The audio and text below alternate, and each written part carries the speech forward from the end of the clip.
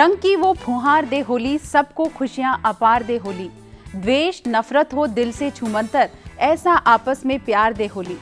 आज होली के पावन अवसर पर हमारी पूरी कृषि दर्शन की टीम की तरफ से आप सभी को हार्दिक शुभकामनाएं। किसान भाइयों, हमारा देश परंपराओं का कर्मस्थल रहा है। देश की संस्कृति में त्योहारों और उत्सवों का महत्वपूर्ण स्थान है। इतिहासकार मानते हैं कि मानव इतिहास की सबसे मूल्यवान और शिक्षाप्रद सामग्री का खजाना सिर्फ भारत में ही सहेजा गया है। जैसा कि आप जानते हैं, आज शुक्रवार है। आज के दिन आपके पूछे गए सवालों के जवाब दिए जाएंगे। साथ ही इन दिनों मौसम तेजी से बदल रहा है। इधर पिछले कुछ दिनों से मौसम में असामान्य बदलाव देखा गया है, जिससे हमारी खेती, खासकर गेहूं, सरसों और बागवानी फसलों पर प्रतिकूल प्रभाव पड़ा है। हमारे किसान भाई बहन इस स्थिति से कैसे सामना करें, विशेषज्ञों की क्या है राय और आगे मौसम का कैसा रहेगा हाल, इस पर भी हम चर्चा करेंगे। कार्यक्रम में सबसे पहले शुरुआत करते हैं और देखते हैं कृषि समाचार। पिछले 4 माह में चीनी उत्पादन 14% बढ़ा। वर्षा से फसलों के नुकसान का होगा आकलन। एफसीआई करेगा तिलहन और दलहन की खरीदारी। एग्रो विहार 2015 बना कृषि यांत्रिकीकरण का आकर्षण। नमस्कार, कृषि जगत की विभिन्न जानकारियों से जुड़ी खबरों के आज के कार्यक्रम में आप सभी का तहे दिल से स्वागत है। मैं हूं शीला मिश्रा। देश में चीनी का उत्पादन चालू पेराई सत्र नवंबर 2014 से अक्टूबर 2015 के पहले 4 महीनों में 14% बढ़ा है। इस उद्योग की शीर्ष संस्था भारतीय चीनी मिल संघ के अनुसार देश में चल रही 511 मिलों ने नवंबर 2014 से फरवरी 2015 के बीच 194 लाख टन चीनी का उत्पादन किया है। देश में इस बार चीनी के उत्पादन में बढ़ोतरी दर्ज की गई है। भारतीय चीनी मिलों ने नवंबर 2014 से फरवरी 2015 के बीच 194 लाख टन चीनी का उत्पादन किया है, जो पिछले साल की इसी अवधि के दौरान 455 मिलों द्वारा उत्पादित 170.04 लाख टन चीनी से 23.6 लाख टन ज्यादा है। आलोच्य अवधि में महाराष्ट्र में 177 मिलों ने 74 लाख टन चीनी का उत्पादन किया है, जो पिछले साल 129 मिलों द्वारा उत्पादित 57.5 लाख टन चीनी से 29% अधिक है। राजस्थान के आपदा प्रबंधन एवं राहत मंत्री ने मंगलवार को विधानसभा में आश्वस्त किया कि राज्य के विभिन्न जिलों में 28 फरवरी से 2 मार्च के बीच बारिश के कारण फसल को हुए नुकसान की भरपाई 15 दिन में कराई जाएगी और हर संभव मदद दी जाएगी। पिछले दिनों हुई बारिश के कारण फसलों के नुकसान का आकलन किया जाएगा और आकलन करते समय किसी भी क्षेत्र को नहीं छोड़ा जाएगा और किसी के साथ नाइंसाफी नहीं की जाएगी। राजस्थान के आपदा प्रबंधन एवं राहत मंत्री ने मंगलवार को विधानसभा में आश्वस्त किया। वर्षा के कारण किसानों को हुए फसलों के नुकसान की भरपाई करने के लिए निर्धारित नियम एवं प्रावधानों के तहत जितनी मदद संभव होगी उतनी दी जाएगी। भारतीय खाद्य निगम यानी कि एफसीआई अगले कुछ महीनों में गेहूं और चावल के अलावा दलहन और तिलहन की खरीद भी शुरू कर सकता है। दलहन और तिलहन के न्यूनतम समर्थन मूल्य से संबंध एक दीर्घकालिक निर्यात एवं आयात नीति भी बनाए जाने की संभावना है। अब एफसीआई दलहन और तिलहन की भी खरीद शुरू कर सकता है। पहले भारतीय खाद्य निगम केवल गेहूं और चावल की खरीद करता था। केंद्र सरकार की खाद्यान्न खरीद इकाई एफसीआई अभी दलहन और तिलहन की खरीद नहीं करती है। अगर इन जिंसों की कीमतें गिरती हैं तो आमतौर पर कृषि मंत्रालय नेफेड और लघु कृषक कृषि व्यवसाय संघ के जरिए सीमित दखल देता है। खाद्य कृषि वाणिज्य एवं वित्त मंत्रालयों के वरिष्ठ अधिकारियों की बैठक में इस स्थिति को बदलने का फैसला लिया गया। एफसीआई ने इस बात पर सहमति जताई कि वह कृषि मंत्रालय के फैसला लेने के लिए तिलहन और दलहन की खरीद शुरू करेगा। बिहार में कृषि उत्पादन और उत्पादकता को गति देने के लिए सरकार द्वारा कई प्रयास किए जा रहे हैं। इसी कड़ी में कृषि में यांत्रिकीकरण को बढ़ावा देना सरकार की प्राथमिकता है। बिहार के किसानों को नए नए कृषि यंत्रों की जानकारी उपलब्ध कराने के उद्देश्य से 11 से 14 फरवरी के बीच एग्रो विहार 2015 का आयोजन किया गया। बिहार में कृषि उत्पादन एवं उत्पादकता को गति देने के लिए सरकार द्वारा कई प्रयास किए जा रहे हैं। इसी कड़ी में कृषि में यांत्रिकीकरण को बढ़ावा देना सरकार की प्राथमिकता है। यांत्रिकीकरण को बढ़ावा देने के उद्देश्य से सरकार द्वारा समय समय पर कई कार्यक्रम जैसे यांत्रिकीकरण मेला, प्रत्यक्षण, प्रशिक्षण आदि चलाए जाते रहे हैं। बिहार के किसानों को नए नए कृषि यंत्रों की जानकारी उपलब्ध कराने के उद्देश्य से 11 से 14 फरवरी के बीच एग्रो बिहार 2015 का आयोजन किया गया। इस आयोजन के दौरान कृषि कार्य में उपयोगी जुताई, बुआई, कटाई एवं दौनी करने वाले यंत्रों की प्रदर्शनी सह विक्रय की व्यवस्था की गई। बिहार के किसानों की मांग को देखते हुए कुछ प्रमुख कृषि यंत्र जैसे कंबाइन हार्वेस्टर, स्ट्रॉ रीपर, सौर ऊर्जा आधारित पंप सेट, पैडी ट्रांसप्लांटर और कई अन्य छोटे कृषि यंत्रों की निर्माता कंपनियों के द्वारा इस मेले में प्रदर्शनी सह प्रत्यक्षण का आयोजन किया गया। इस 4 दिवसीय कृषि यांत्रिकीकरण मेले में प्रदेश भर के किसानों ने भाग लिया। किसानों के अलावा यह मेला प्रदेश में कृषि यंत्रों के निर्माण के दृष्टिकोण से भी महत्वपूर्ण माना जाता है। मौसम की सही जानकारी होने से किसान भाइयों आप अच्छा उत्पादन लेने में कामयाब होंगे और इससे आपकी आमदनी भी बढ़ेगी। इसलिए अब लेते हैं मौसम की जानकारी। मौसम विज्ञान विभाग के अनुसार अगले 24 घंटों में अनुमान है कि जम्मू कश्मीर, हिमाचल और उत्तराखंड के पहाड़ी भागों में बादल छाए रहेंगे और कई भागों में हल्की बारिश की संभावना है। सिक्किम, आसाम, मेघालय और अरुणाचल प्रदेश के सभी भागों में बादल छाए रहेंगे और कुछ भागों में बारिश की संभावना है। बिहार और झारखंड में मौसम साफ रहेगा। छत्तीसगढ़, उड़ीसा में मौसम साफ रहने का अनुमान है। पंजाब, हरियाणा, उत्तर प्रदेश के ज्यादातर भागों में आसमान बादलों से ढका रहेगा। कृषि परामर्श। बीते हुए 3 दिन की वर्षा को ध्यान में रखते हुए किसान भाई सभी सब्जियों तथा खड़ी फसलों में जल निकासी का प्रबंध करें। खेती की खबरों में आज इतना ही। तो ये थे कृषि समाचार। आपके पत्रों और ईमेल का कार्यक्रम देखेंगे, लेकिन एक ब्रेक के बाद। ये लो और बताओ। बस। अरे ये क्या भैया जी, बस इतनी सी रासायनिक खाद? किसानी छोड़ रहे हो क्या? किसानी नहीं, नादानी छोड़ रहे हैं। मिट्टी की जांच कराई है। अब तो लालाजी जितनी जरूरत है उतने ही उर्वरक खेत में डालेंगे। हाँ, किसान भाई आज ही अपने जिले की नजदीकी भूमि परीक्षण प्रयोगशाला में मिट्टी की जांच जरूर करवाएं और मिट्टी में पोषक तत्व, नमी व पौधे के विकास को देखते हुए केवल जरूरत के अनुसार ही पोषक तत्व डालें। और हाँ, मिट्टी में गंधक, जस्ता, बोरोन जैसे सूक्ष्म पोषक तत्वों का पता लगाना भी न भूलें। उर्वरक और जैविक खाद के सही उपयोग से भूमि का उपजाऊपन बनाए रखें, उत्पादकता बढ़ाएं, खर्चा घटाएं और बहुमूल्य विदेशी मुद्रा बचाने में भी सहयोग दें। और हाँ, धीमी गति से नाइट्रोजन उपलब्ध कराने वाले उर्वरकों जैसे नीम लेपित यूरिया को प्राथमिकता दें और यूरिया का पत्तों पर छिड़काव करें। अरे वाह, तू तो सचमुच समझदार हो गया रे। अधिक जानकारी के लिए संपर्क करें जिला कृषि अधिकारी या किसान कॉल सेंटर। ब्रेक के बाद एक बार फिर आपका स्वागत है आपकी चिट्ठी, आपका ईमेल में। कृषि बदल रही है, लोगों की सोच बदल रही है।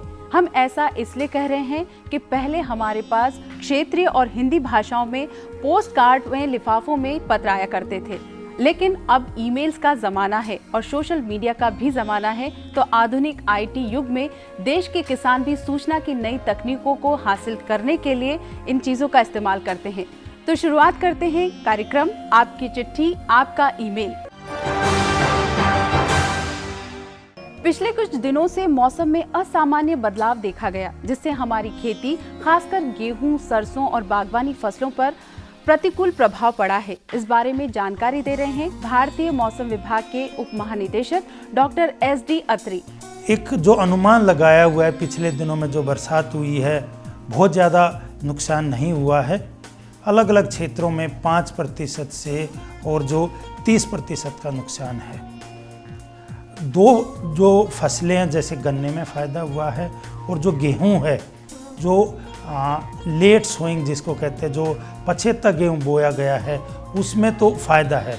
लेकिन जैसे गेहूं है, पंजाब है, हरियाणा है, जो तेज़ हवा चली है, इसे लॉजिंग हुई है, गेहूं गिरा है जिससे नुकसान हुआ है। इसके अलावा जैसे चना है, दलहन है या दूसरी फसलें हैं, सब्जियां हमारी, उन पे भी कुछ नुकसान हुआ। उत्तर प्रदेश में थोड़ा सा नुकसान ज़्यादा, जिसको अनुमान हम कहें 20 से 25% का नुकसान है। मध्य प्रदेश में 5 से 15% का और राजस्थान में 5 से 10% का। जो हिमाचल है उसमें कोई ज़्यादा नुकसान नहीं है। सेब में कोई नुकसान नहीं है, सब्जियों में बहुत कम नुकसान है। तो जो लॉजिंग हुई है या जिसको कहते हैं हवा से गिरा है, उनमें गेहूं में या जैसे नुकसान हुआ, सरसों में थोड़ा नुकसान हुआ। कुल मिला के स्थिति बहुत ऐसी बात नहीं है कि बहुत ज़्यादा नुकसान है। जैसे मैंने बताया गन्ने में या जो अपने देर से गेहूं बोया गया उनमें कुछ फ़ायदा, उनमें फ़ायदा ज़रूर, लेकिन कुछ फसलों में नुकसान है। इस चीज़ के लिए सरकार भी इस चीज़ को देख रही है, किसान भाई भी देख रहे हैं। और जो जैसे मैंने पूर्वानुमान बताया है, तो आने वाला ऐसा मौसम नहीं है इस तरह का, जैसे बहुत तेज़ हवा रही है, तो समझते हैं कि जैसे अच्छी धूप निकलेगी तो उससे कुछ फसलों में जैसे इम्प्रूवमेंट कहते हैं या फ़ायदा होना चाहिए। हमारे किसान भाई बहन कैसे इस स्थिति का सामना करें और भारतीय कृषि अनुसंधान संस्थान के वैज्ञानिकों की क्या है राय, आइए जानते हैं। हमारे किसान भाइयों से ये गुजारिश है कि जो भी खासकर कंदीय फसलें हैं, जहां आलू और प्याज, इसमें अपने खेतों में पानी बिल्कुल जमा ना होने दें। अगर वो भर गया कहीं कहीं तो उसमें मुकम्मल व्यवस्था करके उसको तुरंत फौरी तौर पे उसको बाहर करें। और इसके अलावा जैसे ही आपके खेतों में एक नमी का उचित स्तर बनता है, तो इस प्याज और आलू को निकाल कर तुरंत उसको किसी सुरक्षित हवादार स्थान पे इकट्ठा करें और उसको अच्छी तरीके से सुखा के, कहने का तात्पर्य है इसको नमी का स्तर कम से कम करके और इसको भंडारित करें। हाँ, भंडारित करने से पहले इसमें एक आपको ख़ास बात ध्यान रखनी होगी, क्योंकि ये वर्षा से चोटिल या मारी हुई फसलें हैं, खासकर हमारी कंदीय फसलें आलू और प्याज। तो इसमें जो है फफूंदी नाशक का बर्ताव अवश्य करें।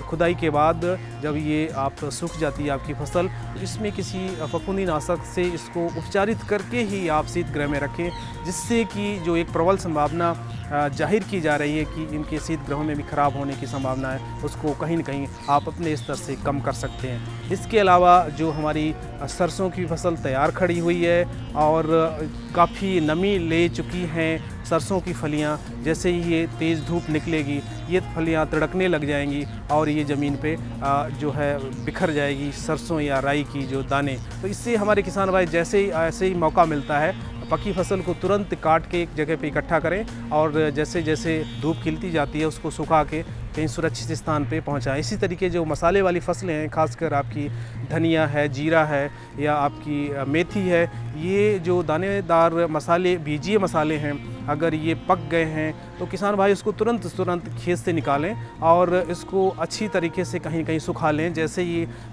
जो धूप निकलती है उसमें डालें। अगर बारिश का वक्त दिखाई पड़ता है या बदली का वक्त दिखाई पड़ता है तो उसको किसी तिरपाल या किसी मोम जामे से ढक दें। जिस तरीके से आप अपनी फसल को बचा सकते हैं इस बेमौसम की बरसात से, इसकी मार से, हमारे किसान भाई। पहला ईमेल हमें मिला है गौरव मलिक जी का। ये हमारे कृषि दर्शन कार्यक्रम के नियमित दर्शक हैं। ये डेयरी फार्म खोलना चाहते हैं और इसमें गाय की नस्ल के बारे में तथा सरकारी अनुदान के बारे में जानकारी जानना चाहते हैं। तो गौरव मलिक जी, आपके सवालों का जवाब लेते हैं हमारे पशु विशेषज्ञ डॉक्टर KML पाठक से।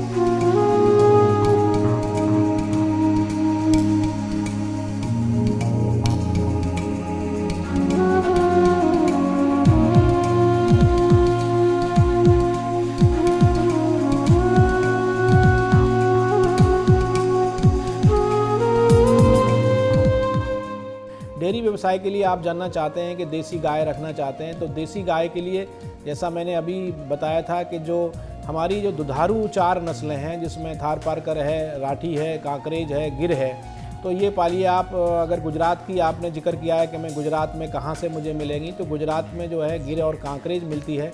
ये आप वहाँ से पशुपालन विभाग की मदद से ले सकते हैं। साथ ही साथ आपने ये भी जानना चाहा है कि आप जर्सी भी रखना चाहते हैं, होल्स्टीन फ्रीजियन भी रखना चाहते हैं, तो हमारे देश में बहुत सारे फार्म ऐसे हैं लेकिन इसके लिए आपको जो है थोड़ी सी मदद लेनी पड़ेगी पशुपालन विभाग से। पशुपालन विभाग हैं, इसके अलावा हमारे कृषि विज्ञान केंद्र हैं, वहाँ से मदद लीजिए और निश्चित रूप से आपको वो बताएंगे। और अच्छी, लेकिन मैं ये चाहूँगा कि आप अच्छी नस्ल का जानवर लेना, और साथ ही साथ आपको 2 चीज़ों का ध्यान रखना है। एक तो उसके ऊपर चारे के ऊपर, खाने के ऊपर ज़्यादा ध्यान देना है, क्योंकि जो दुधारू पशु होते हैं उनको हरा चारा पूरी वर्ष चाहिएगा। साथ ही साथ उनकी दवाओं के लिए टीकाकरण आपको कराना पड़ेगा, पेट की दवाएं भी देनी पड़ेंगी। तो अगर इस तरह से अगर आप करोगे, और इसको हम बोलते हैं कि वैज्ञानिक तरीके से पशुपालन, वैज्ञानिक तरीके से अगर पशुपालन करेंगे तो निश्चित रूप से आपको फायदा होगा। पंजाब के फिरोजपुर जिले से एक किसान हैं जो बकरी पालन और वित्तीय सहायता के बारे में जानकारी चाहते हैं। तो मिलते हैं हमारे पशु विशेषज्ञ से।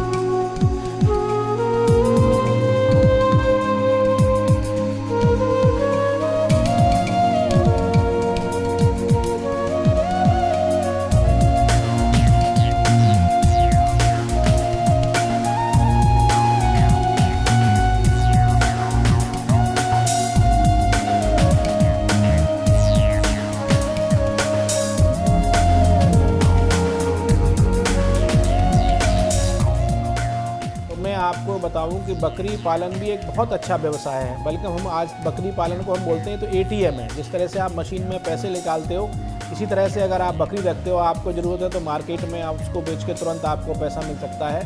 तो मैं आपको ये बताऊं कि हमारा एक मथुरा उत्तर प्रदेश में फराह एक जगह है, वहाँ पर हमारा एक केंद्रीय बकरी अनुसंधान केंद्र है। वहाँ पर हम आप जैसे किसानों को ट्रेनिंग देते हैं। तो आप वहाँ के निर्देशक से आप संपर्क करिए, उनका पता लिख लीजिए, उनको आप लिखिए निर्देशक केंद्रीय बकरी अनुसंधान केंद्र और फराह मखदूम मथुरा उत्तर प्रदेश। तो आप अगर इनको लिखेंगे तो आपको ट्रेनिंग के लिए वहाँ से आमंत्रण मिलेगा। साथ ही साथ आप जहाँ हैं, जिस क्षेत्र में हैं, वहाँ पर कृषि विज्ञान केंद्र होंगे। आप कृषि विज्ञान केंद्र वालों को बताइए कि मैं बकरी पालन में ट्रेनिंग लेना चाहता हूँ। साथ ही साथ आप जो है अपने पशुपालन विभाग से भी संपर्क करिए, तो वो उनके माध्यम से भी हम अपने यहाँ ट्रेनिंग लेते हैं और इनको ट्रेनिंग देते हैं। साथ ही इसमें ट्रेनिंग में आपको पूरे बकरी पालन के ऊपर जानकारी दी जाएगी कि कैसी नस्ल पालें, किस तरह से उनका खाना पीना करें, किस तरह से उनका इलाज करें। तो ये सारी जानकारी आपको बकरी पालन के ऊपर दी जाएगी। मुझे उम्मीद है कि आपको अपने सवाल का उत्तर मिल गया होगा।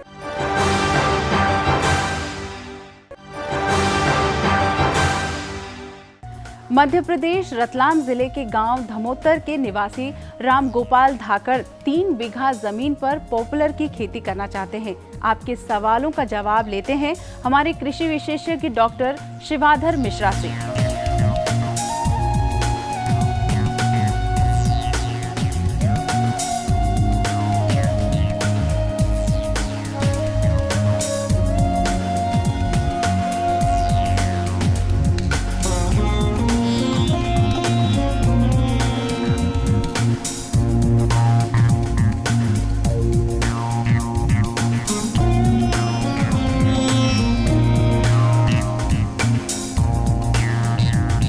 पॉपुलर की खेती एक वैसे तो जो हमारे कृषि वानिकी क्षेत्र में एक बहुत अच्छा व्यवसाय है और इसकी खेती करने से हमारे किसान भाइयों को लगभग 5 साल में ये पेड़ कटाई योग्य हो जाते हैं। पेड़ लगाने के लिए आपको चाहिए कि इनकी पौध आती है।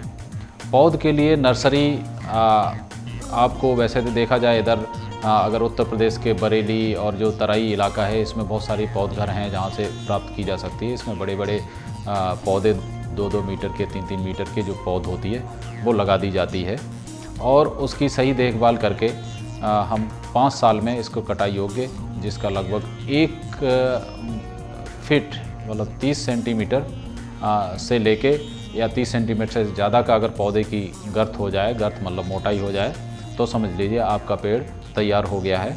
और इसकी आजकल बहुत अच्छी कीमत मिल रही है। अलग अलग बाज़ार में इसकी कीमत अलग अलग मिलती है।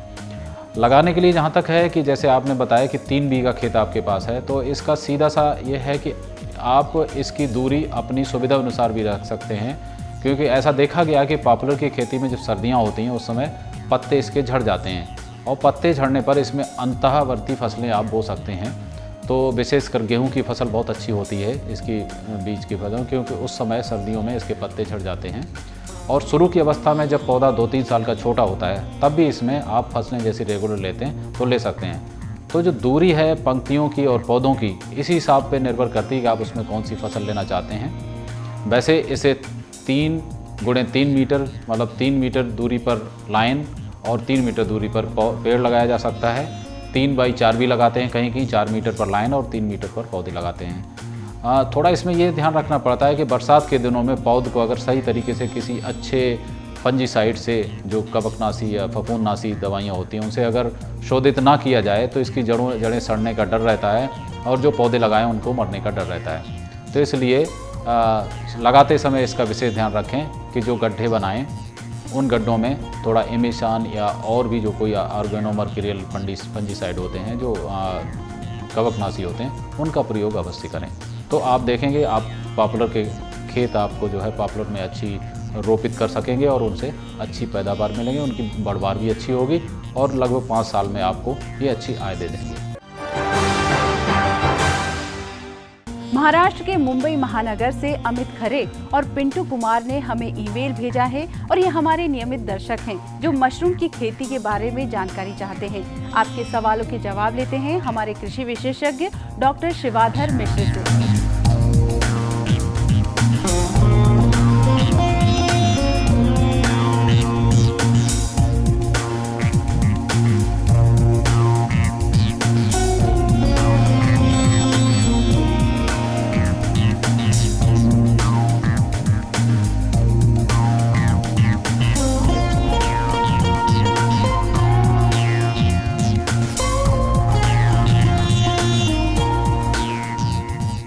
आप मशरूम की खेती छोटे या बड़े पैमाने पर आप आवश्यकता अनुसार, जैसी आपके पास जगह है या जैसी आप लागत लगा सकते हैं, उस हिसाब से शुरू कर सकते हैं।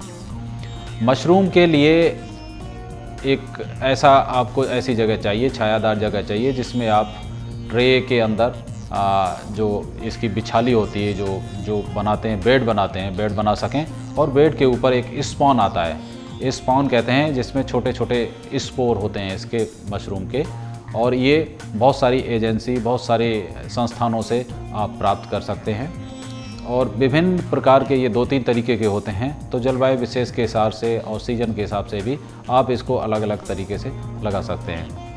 मशरूम की खेती अगर बहुत बड़े पैमाने पर की जाए तो भी एक बहुत फ़ायदेमंद सौदा है, और छोटे पैमाने पर अपनी आवश्यकता को देखते हुए छोटे पैमाने पर हमारे छोटे किसान भाई भी इसको अपना सकते हैं। इसके लिए ज़्यादातर जानकारियाँ, जो इसके लिए ट्रेनिंग की ज़रूरत होती है, विशेष प्रशिक्षण के लिए आप किसी भी आजकल हमारे जितने कृषि विज्ञान केंद्र हैं या जितने भी कृषि विश्वविद्यालय हैं, उन सब में इनकी ट्रेनिंग दे दी जाती है और आपको अच्छे से इसको समझ के इसको लगाएं। तो मुझे लगता है शहर हो या गांव, आप हर जगह मशरूम की खेती सफलतापूर्वक कर सकते हैं और इससे ज़्यादा आय प्राप्त कर सकते हैं।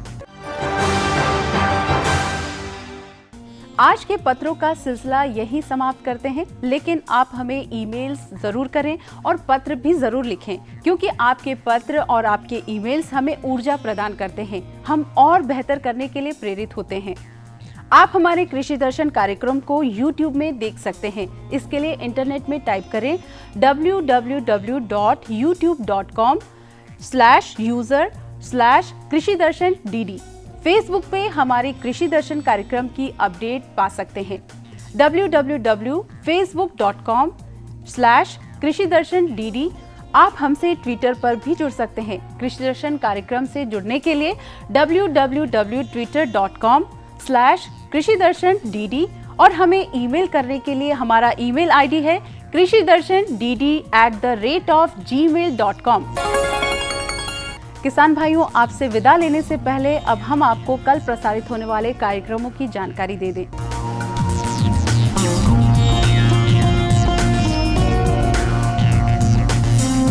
आज के लिए बस इतना ही। कल फिर होगी मुलाकात।